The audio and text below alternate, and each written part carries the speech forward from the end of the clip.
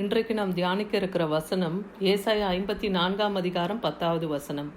மலைகள் விலகினாலும் பர்வதங்கள் நிலை பெயர்ந்தாலும் என் கிருபை உன்னை விட்டு விலகாமலும் என் சமாதானத்தின் உடன்படிக்கை நிலை பெயராமலும் இருக்கும் என்று உன்மேல் மனதுருகுகிற கர்த்தர் சொல்லுகிறார். மலைகள் விலகினாலும் பர்வதம் நிலை பெயர்ந்தாலும் கர்த்தருடைய கிருபை நம்மை விட்டு விலகாது, அவர் சமாதானத்தின் உடன்படிக்கை நிலை பெயராதுன்னு நம்மேல் மனதுருகிற கர்த்தர் சொல்லுகிறார். சங்கீதம் 89 33 34 வசனத்துல பாருங்க, என் கிருபையை அவனை விட்டு விலக்காமலும் என் உண்மையை பிசகாமலும் இருப்பேன், என் உடன்படிக்கை மீறாமலும் என் உதடுகள் விரும்பினதை மாற்றாமலும் இருப்பேன். இன்னைக்கு கர்த்தர் சொல்லுகிறாரு, மலைகள் விலகினாலும் பர்வதம் நிலை பெயர்ந்தாலும் என் கிருபை உன்னை விட்டு விலகாது, சமாதானத்தின் உடன்படிக்கை நிலை பெயராது. என் கிருபை அவனை விட்டு விலகாமல் என் உண்மை பிசகாமலும் இருப்பேன்னு சொல்றாரு. கர்த்தருடைய வார்த்தை அது ஜீவன் உள்ளது இல்லையா, அது சத்தியம் உள்ளது, அது உண்மையான வார்த்தை. அந்த வார்த்தை பிசகாமல் இருப்பேன்னு சொல்றாரு. என் உடன்படிக்கை மீறாமலும் என் உதடுகள் என்ன விளம்பினதோ, என் வாய் எதை சொன்னதோ அதை மாற்றாமல் இருப்பேன்னு சொல்றார். அப்போ இன்னைக்கு கர்த்தர் நமக்கு அநேக வாக்கு தத்தங்களை கொடுத்திருக்கிறார். நம்மோடு தேவன் உடன்படிக்கையும் செய்திருக்கிறார் இல்லையா. அப்போ அந்த உடன்படிக்கையை காக்க வல்லவர், அந்த வாக்கு தத்தத்தை தேவன் நிறைவேற்ற வல்லமில்ல தேவனா இருக்கிறார். எபேசியர் 2 அதிகாரம் 4-5 பாருங்க, தேவனோ இரக்கத்திலே ஐஸ்வர்யம் உள்ளவராய் நம்மில் அன்பு கூர்ந்து தம்முடைய மிகுந்த அன்பினாலே அக்கிரமங்களில் மரித்தவர்களாய் இருந்த நம்மை கிறிஸ்துவுடனே கூட உயிர்ப்பித்தார், கிருபையினாலே ரட்சிக்கப்பட்டீர்கள்.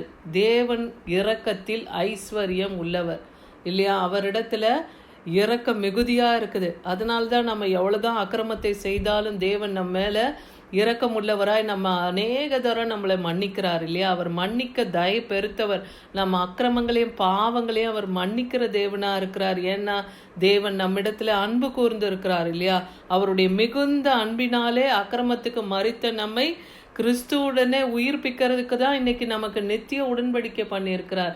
நித்திய உடன்படிக்கை என்ன? நாம் நித்திய ஜீவன்ல என்றென்றும் அவரோடு கூட இருப்போம். அந்த நித்திய ஜீவனுக்கு போகிற ஒரே வழி இயேசு கிறிஸ்து என்னும் அந்த உன்னத நாமம். அதை நாம் விசுவாசிக்கும் போது, அவர் நாமத்தை நாம் விசுவாசிக்கும் போது நித்திய ஜீவனை நாம் காண்போம். என்றென்றும் அவரோடு கூட நாம நித்திய காலமாய் வாழப்போகிறோம். அதுதான் அந்த நித்திய உடன்படிக்கை நமக்கு பண்ணியிருக்கிறார். அவர் நமக்காக, நம்முடைய அக்கிரமம் பாவங்களுக்காக அவர் ரத்தத்தை சிந்தினார்.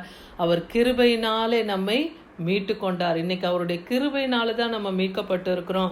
சங்கீதம் 46:2-5 வசனங்கள் பாருங்க, பூமி நிலை மாறினாலும் மலைகள் நடு சமுத்திரத்திலே சாய்ந்து போனாலும் அதன் ஜலங்கள் பொங்கி அதன் பெருக்கினால் பர்வதங்கள் அழிந்தாலும் நாம் பயப்பட மாட்டோம்.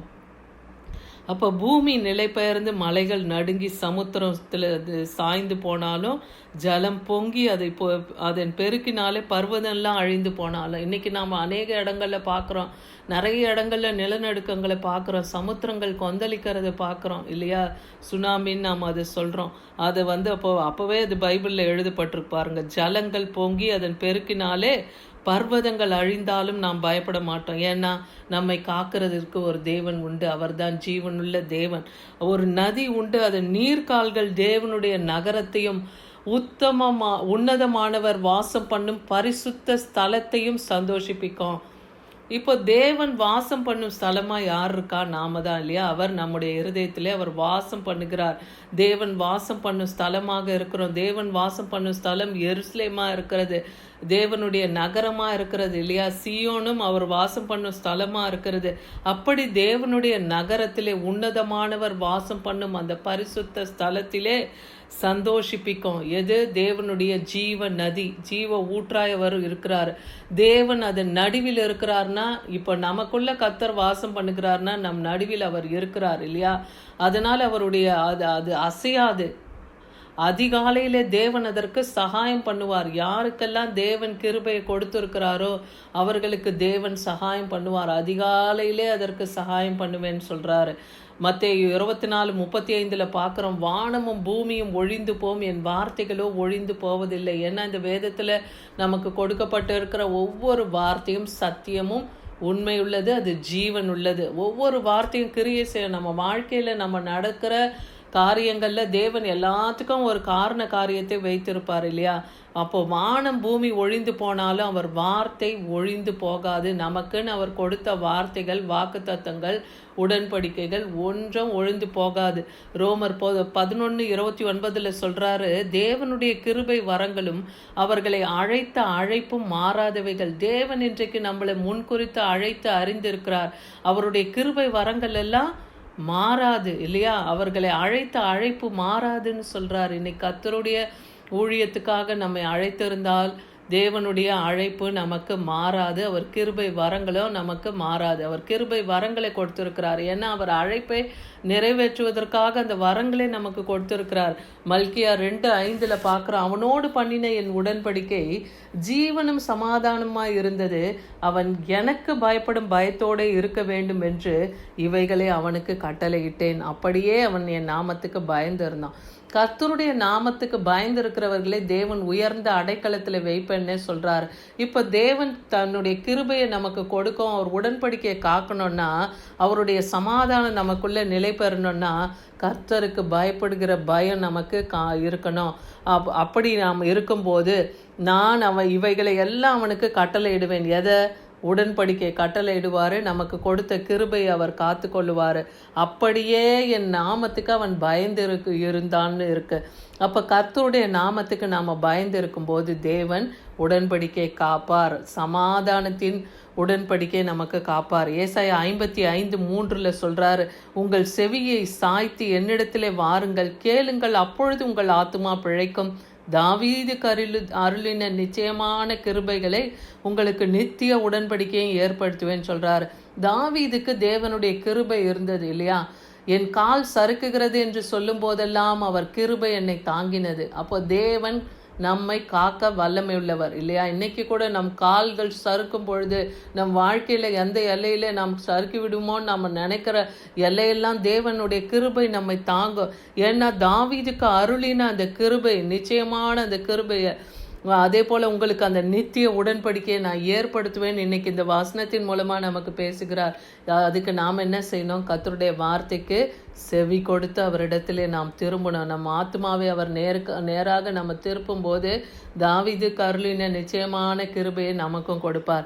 ஏசாயா 54:8 சொல்றாரு, அற்ப காலம் மூண்ட கோபத்தினால் என் முகத்தை இமைப்பொழுது உனக்கு மறைத்தேன், ஆனாலும் நித்திய கிருபையுடன் உனக்கு இறங்குவேன் என்று கர்த்தராகிய உன் மீட்பர் சொல்லுகிறார். இன்னைக்கு கர்த்தருடைய கிருபையை இழந்து இருக்கிறோமா? அப்போ தேவ கோபம் அற்ப காலம் நம்ம மேலே ஏற்பட்டிருக்கலாம், இமைப்பொழுது அவருடைய முகத்தை நமக்கு மறைத்திருக்கலாம். ஆனால் அவர் நித்திய கிருபையுடனே நமக்கு இறங்குகிற தேவனா இருக்கிறேன்னு சொல்றாரு. ஏன்னா அவர் நம் மீட்பராகிய கர்த்தர். அவர் நித்திய கிருபையினாலே நமக்கு இறங்குவார். அவர் கொஞ்ச காலம் நம்ம மேலே அவருக்கு இருந்த அந்த கோபத்தினால அவருக்கு இமைப்பொழுது தன் முகத்தை மறைச்சிருக்கலாம். ஆனால் நிச்சயமாய் நமக்கு அவர் இறங்குவார். ஏசாயா 49:8 சொல்றாரு, பின்னும் கர்த்தர் அனுக்கிரக காலத்திலே நான் உமக்கு செவி கொடுத்து இரட்சண்ய நாளிலே உனக்கு உதவி செய்தேன். நீர் பூமியை சீர்படுத்தி பாழாய் கிடக்கிற இடங்களை சுதந்திரிக்க பண்ணவும், அடுத்த வசனத்தில் கட்டுண்டவர்களை நோக்கி புறப்பட்டு போங்கள் என்றும் இருளில் இருக்கிறவர்களை நோக்கி வெளிப்படுங்கள் என்று சொல்லவும், நான் உம்மை காப்பாற்றி உம்மை ஜனங்களுக்கு உடன்படிக்கையாக ஏற்படுத்துவேன்னு சொல்றார். அப்போ யாருக்கு தேவன் அந்த நித்தியமான கிருபை அருளுகிறார்னா, கர்த்தருடைய ஊழியத்தை செய்கிறவர்களுக்கு அந்த நித்திய கிருபை அவர் கொடுக்கிறாராம். ஏன் அந்த கிருபையை கொடுக்கிறாருன்னா, அனுக்கிரக காலம்னு ஒன்று வச்சிருக்கிறார் தேவன் எல்லாருக்கும் இல்லையா? நமக்கு நன்மை செய்கிற அனுக்கிரக காலம், இரட்சண்ய நாள், அது நமக்காக தேவன் வைத்திருக்கிறார். அந்த நாளிலே அவர் நம்முடைய கூப்பிடுதலுக்கு அவர் செவி கொடுப்பார். நமக்கு உதவி செய்ய அவர் வல்லமை உள்ளவர். அந்த நாளிலே நாம் என்ன செய்யணும்? பூமியை சீர்படுத்தி பாழா கிடக்கிற இடங்களெல்லாம் சுதந்திரிக்க பண்ணுறதுக்கு கர்த்தர் நமக்கு அந்த கிருபையை கொடுக்கிறாராம். அப்படி கொடுக்கும்போது கட்டுண்டவர்களை நோக்கி புறப்படுங்கள் என்றும் இருளில் இருக்கிறவர்களை வெளிப்படுங்கள் என்று சொல்லவும், நான் உன்னை காப்பாற்றி உன்னை ஜனங்களுக்கு உடன்படிக்கையாக ஏற்படுத்துவேன்னு சொல்றாரு. அப்போ அநேக ஜனங்கள் இன்னைக்கு இருளிலே கிடக்குறாங்க இல்லையா? அப்படிப்பட்டவர்களை தேவனுடைய நித்திய வெளிச்சத்துக்கு கொண்டு வரணும். அவருடைய சுவிசேஷம், அவருடைய வார்த்தை எல்லா எல்லையிலும் அறிவிக்கப்படணும். அதுக்காக தான் தேவன் நமக்கு கிருபையை கொடுத்துருக்கிறார், உடன்படிக்கையை காக்குறாரு. நாம் அதை விசுவாசிக்கணும். இன்றைக்கி நீங்கள் கிட்டத்தட்ட ஒரு வருட காலமாக கூட நீங்கள் இந்த வசனங்களை எல்லாம் நீங்கள் கேட்டுக்கொண்டு இருக்கலாம்.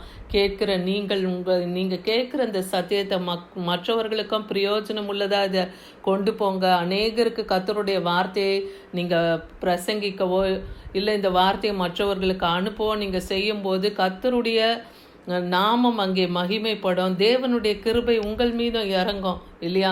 ஏன்னா இன்னைக்கு கர்த்தரை வாக்கு பண்ணினபடி ஏசாயா 54:10 மலைகள் விலகினாலும் பர்வதங்கள் நிலை பெயர்ந்தாலும் என் கிருபை உன்னை விட்டு விலகாதுன்னு சொல்கிறார்.